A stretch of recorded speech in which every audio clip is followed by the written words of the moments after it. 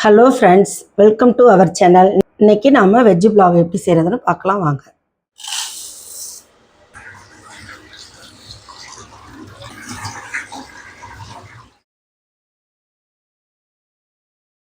நாலு ஸ்பூன் எண்ணெய் ஊற்றிக்கோங்க. எண்ணெய் நல்லா காஞ்சதும் பட்டை, கிராம்பு, பிரியாணி காய், 3 ஏலக்காய், ஒரு பிரியாணி இலை, 10 முந்திரி,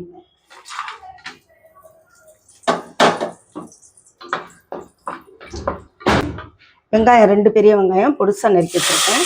இதையும் போட்டுக்கலாம்.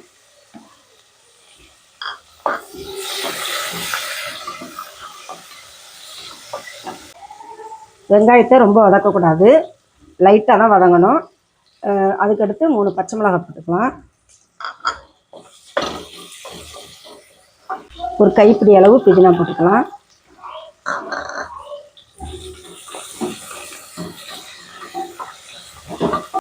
உப்பு 1/4 ஸ்பூன் போட்டுக்கோங்க.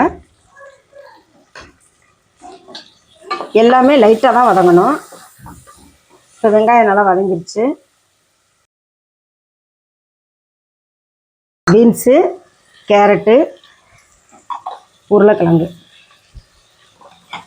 உங்களுக்கு என்ன காய் வேணுமோ போட்டுக்கலாம். 2 நிமிஷம் தான் வதக்கியிருக்கேன், ரொம்ப வதங்கக்கூடாது. இப்போது தக்காளி 2 தக்காளி பொடிசாக நறுக்கி வச்சுருக்கேன். நெட்டாக தக்காளி உங்களுக்கு ரொம்ப வதங்கக்கூடாது. சுடுதண்ணில் போட்டு அலசி எடுத்துருக்கேன் மீன் மக்கர். இது வதங்கினதும் 10 மீன் மக்கர் தான் போட்டு இஞ்சி பூண்டு பேஸ்ட்டு 1 ஸ்பூன் போட்டுக்கோங்க. நல்லா வதங்கிருச்சு. 1 டம்ளர் பாஸ்மதி அரிசிக்கு 1.5 டம்ளர் தேங்காய் பால் ஊற்றுறேன். 1.5 டம்ளர் தேங்காய் பால் ஊற்றுறேன். இது கொதிக்கட்டும். ஒரு கொதி வந்தோன்னா அரிசியை போட்டுடலாம். தண்ணி நல்லா கொதித்ததும் அலசி வச்சுருக்க அரிசியை போட்டுக்கலாம்.